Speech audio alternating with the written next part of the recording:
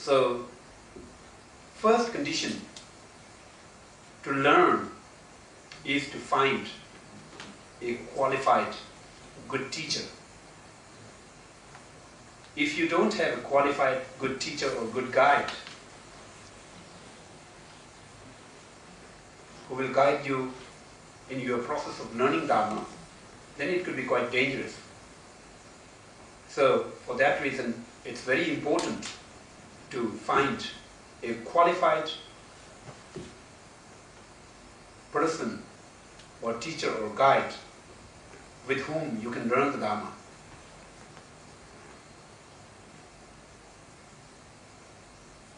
So how to find a qualified good teacher?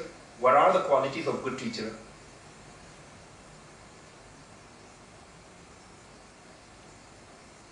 There are, in fact, a lot of qualities discussed in the different books and the scriptures about the teacher, about the guide. But basically, if we can condense those things, and in brief, we can say that a qualified teacher must be one who knows the Dharma and who himself or herself have learned the Dharma for in a very, very sequenced and kind of established order for many, many years. Then, so from that angle, a Dharma teacher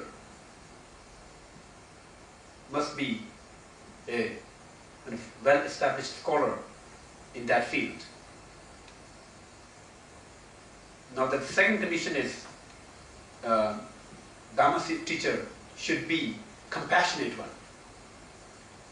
If a Dharma teacher is highly kind of expert,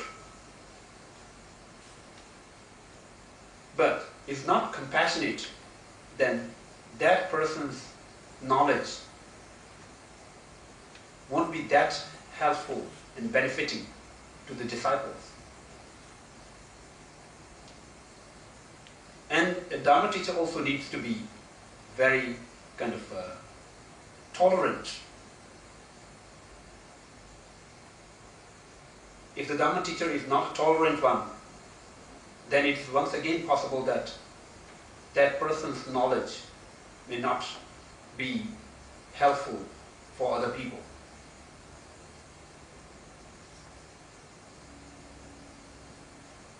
And Dharma teacher also needed to be diligent, hard-working.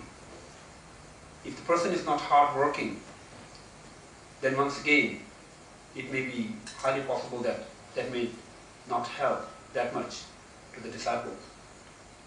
So these are the very basic conditions. And the Dharma teacher also needs to be, upon these things, a practitioner who does kind of abide with the rules of cause and effect. And those are the bonus kind of qualities. So from that angle, these are the few important conditions that a Dharma teacher should have in their life in order to be more helpful on benefit more people. Beside that, the text counts 10 qualities of the Vinaya Dharma teacher or Vinaya guide. Text counts 10 qualities of Mahayana guide. Text counts 10 qualities of Tantric Acharya or the Tantra teacher. So there are a whole lot of kind of countings of different qualities based on the different field of learning in the Buddhism. But these few, what I have counted here, are the very basic, that all the teachers should have these things. And if the teachers have all these things, then at least that kind of teacher could be able to kind of lead the disciples to a right direction, and it could be helpful for the disciples. So, for that reason, its first basic condition is to find out a good teacher. Now, try to apply it in your own life. If you have a kid, what you are going to do is, definitely, when the kids get to the age of schooling, you will definitely look forward to find out a good school, so that you can educate your kid properly in the right direction. So why you should find a good school? Because in a good school you will get a good teacher, and with a good teacher your kid will learn good things and remain in the right track. For that reason, it's a necessary and important to find a good school. In the same way, in Buddhism,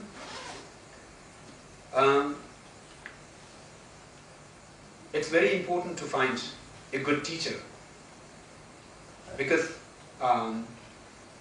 the teaching of Buddhism is not kind of organized in a manner the modern schooling is organized. The Buddhism pre-existed the modern educational system, so it emphasizes more on the teacher rather than the school itself. For that reason, we say it's very important to find a good teacher, a right teacher, a qualified teacher.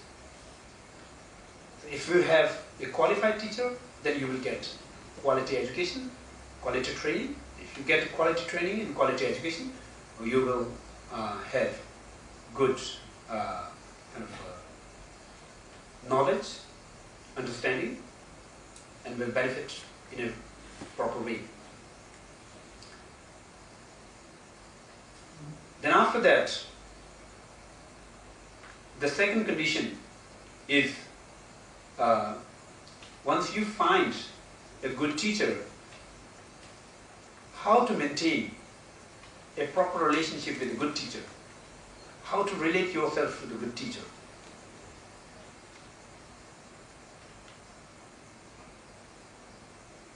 Now the purpose is to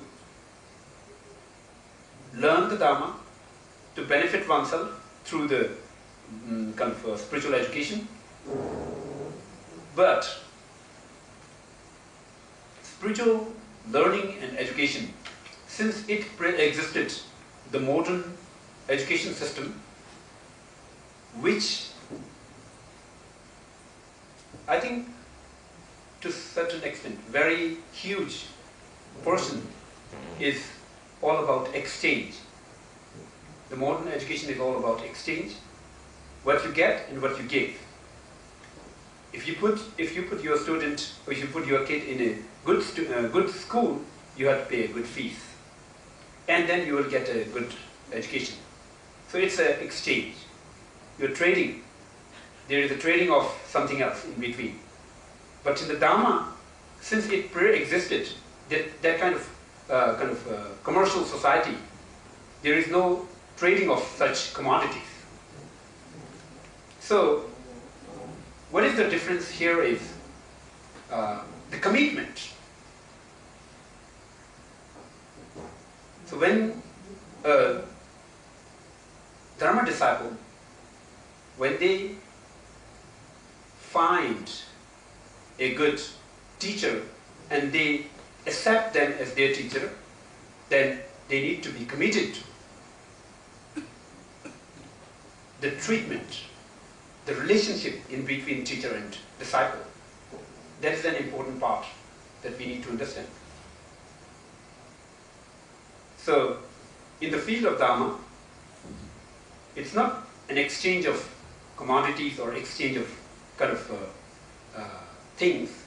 It is more about the commitment and relationship, how to maintain it better, and how to maintain it more kind of quality, better quality. So there are rules like that. Up to the point you accept someone as your teacher, it is up to you how you relate to them.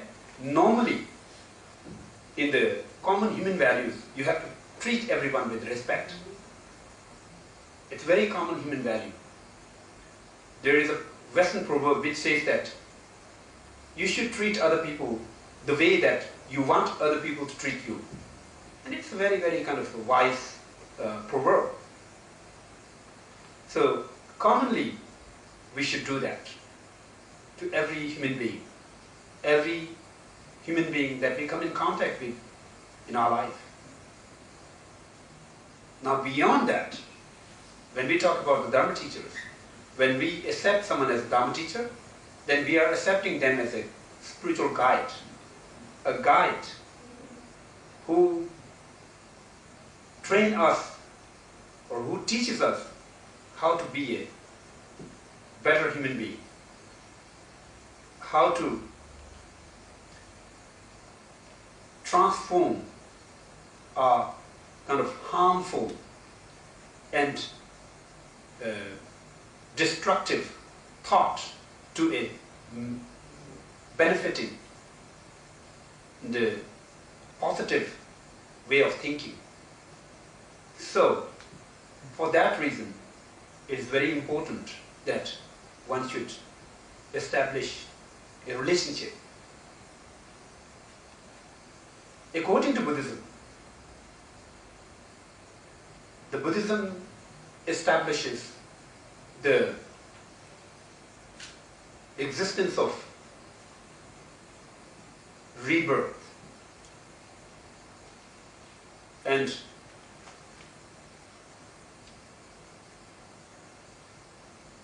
if the theory of rebirth is accepted as it is presented by the Buddhist philosophy, then the spiritual training of someone is not just a matter of one lifetime. It keeps moving after life. So when a person is engaging into a relationship with someone as a guide, they're looking forward to, they're trying to build up a relationship which may last for many, many lifetimes. So for that reason, if there is a relationship that we are looking forward to establish for many, many lifetimes, then there definitely comes the involvement of commitment. Just try to look into our life.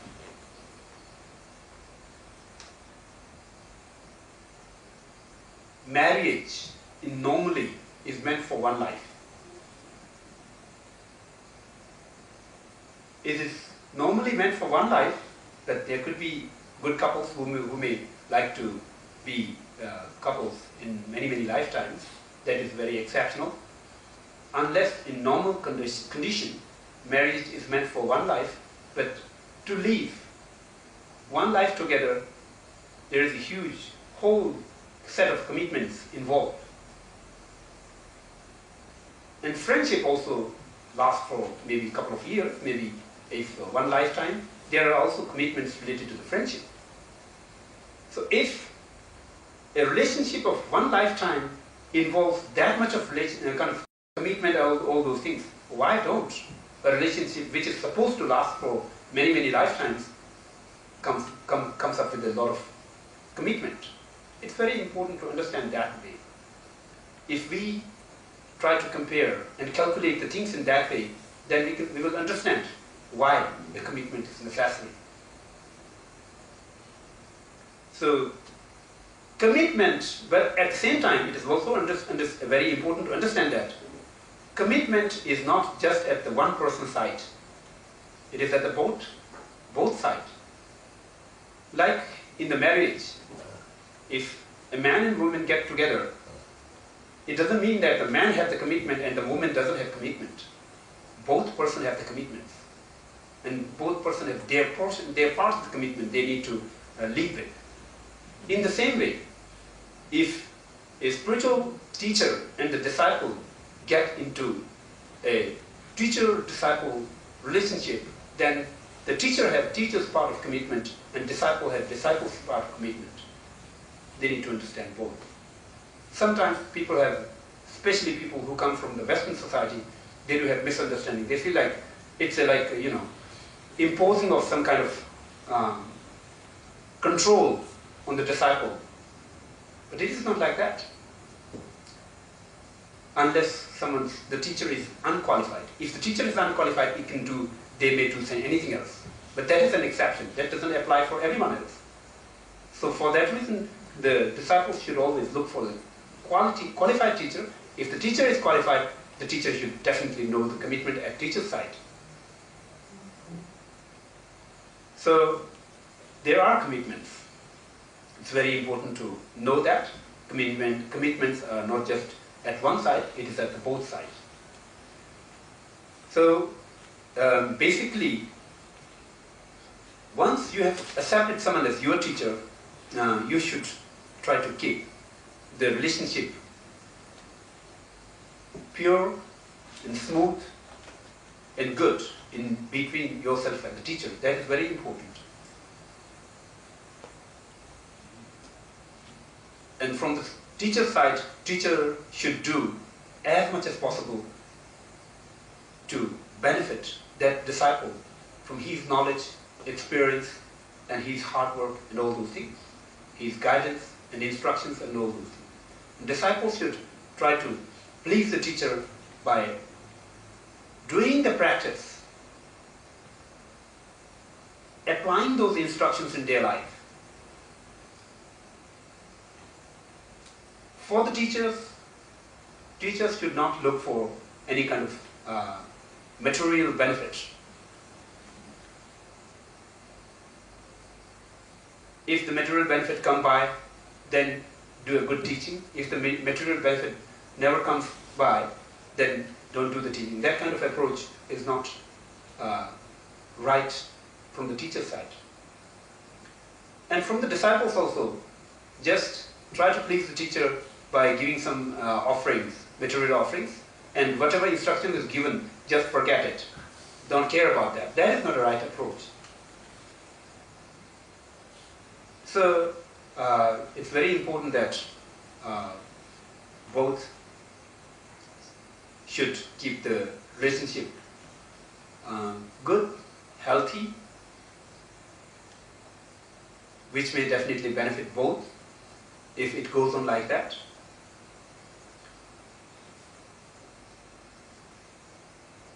So if a teacher is highly qualified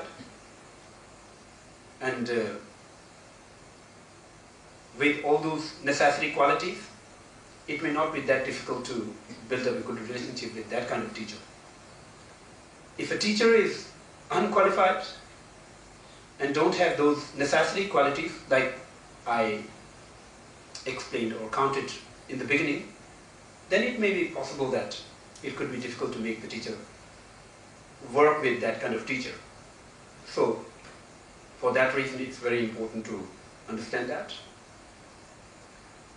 And to whom to accept a teacher, it is all 100% disciples' freedom, up to the disciple, to whom to accept as a teacher. No one can impose a teacher on the disciple.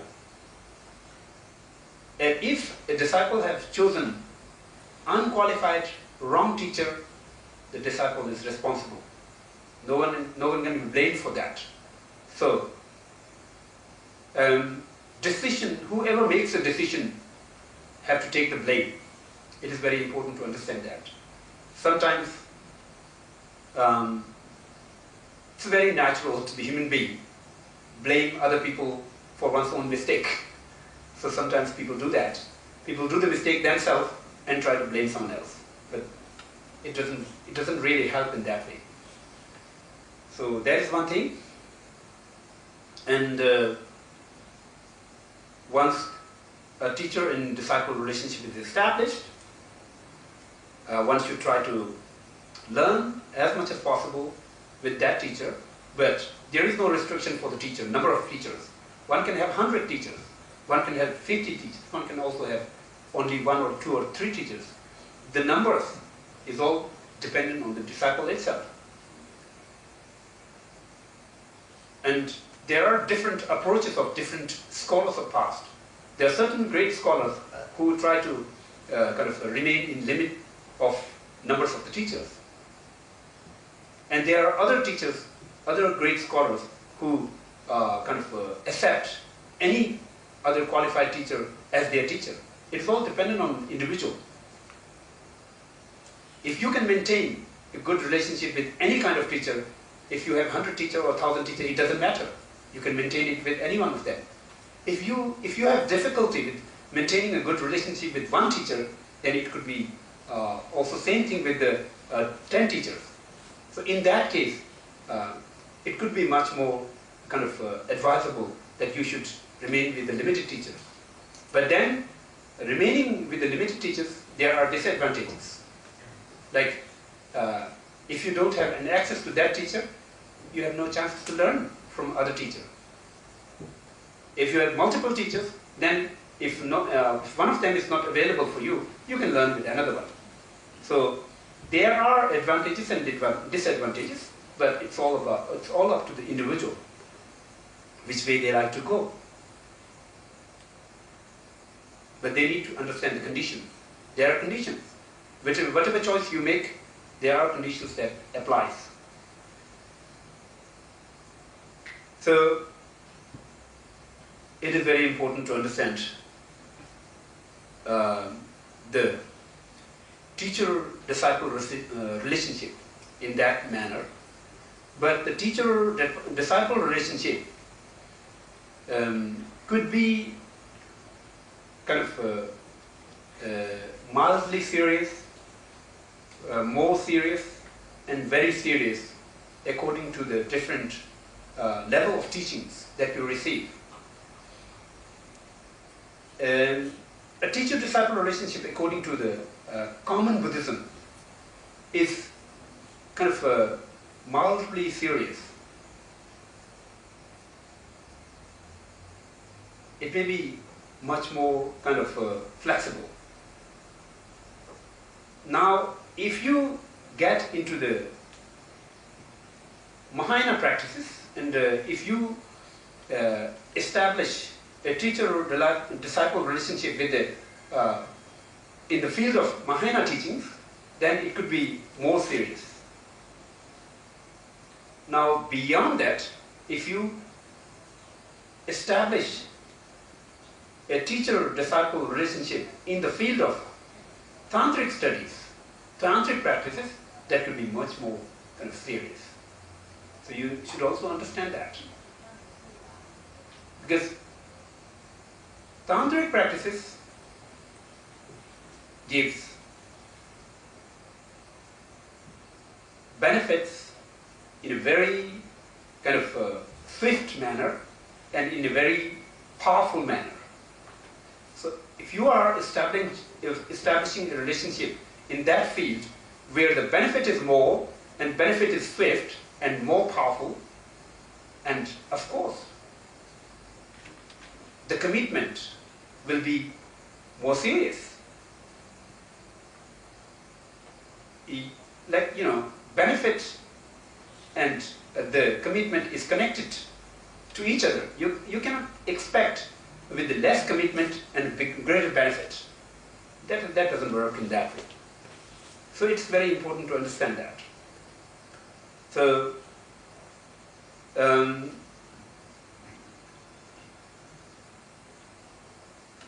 compared to the basic Buddhism, the benefits from Mahayana teachings are bigger and more swifter and more powerful.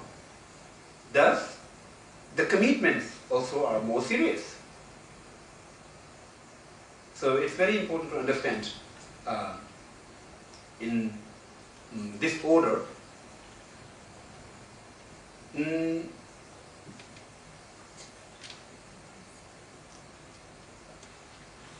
So the way how to relate oneself to the teacher. Basically, in the basic teachings, it says that once you have accepted someone as teacher, you should do the prostrations to the teacher, you should pay respect to the teacher, you should serve the teacher, you should do offerings to the teacher. These are the ways that how should you treat your teacher, your spiritual guide. It's like in the common Asiatic custom, like how we treat our elders, how we treat our ancestors.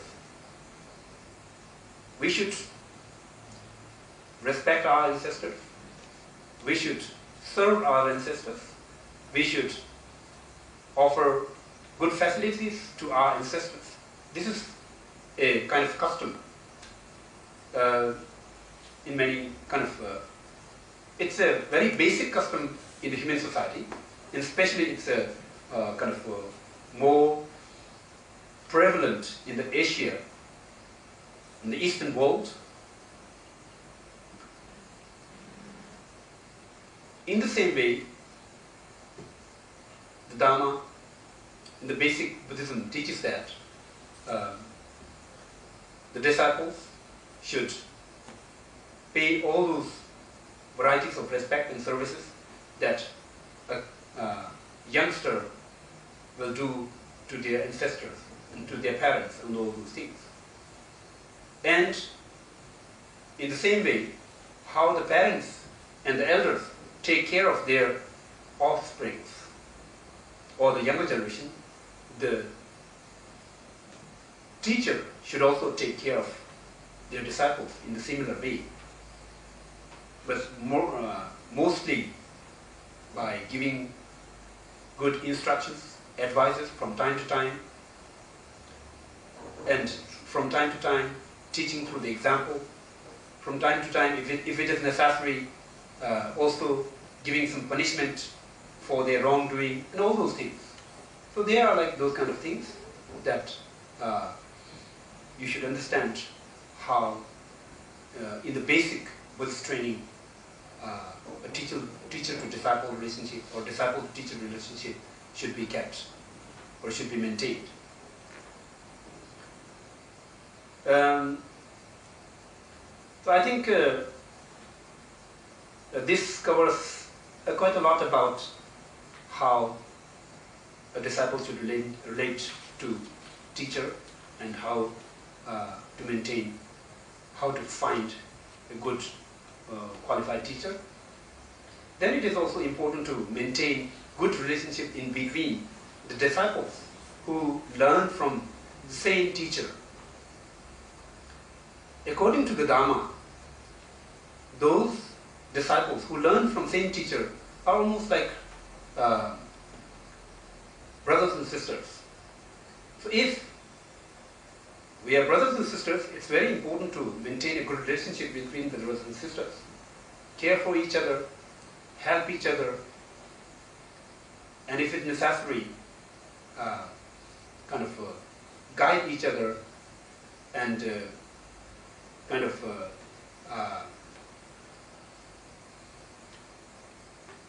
correct each other if someone is going wrong in certain area and all those things. So it's very important to maintain that kind of relationship in between the disciples of the same teacher.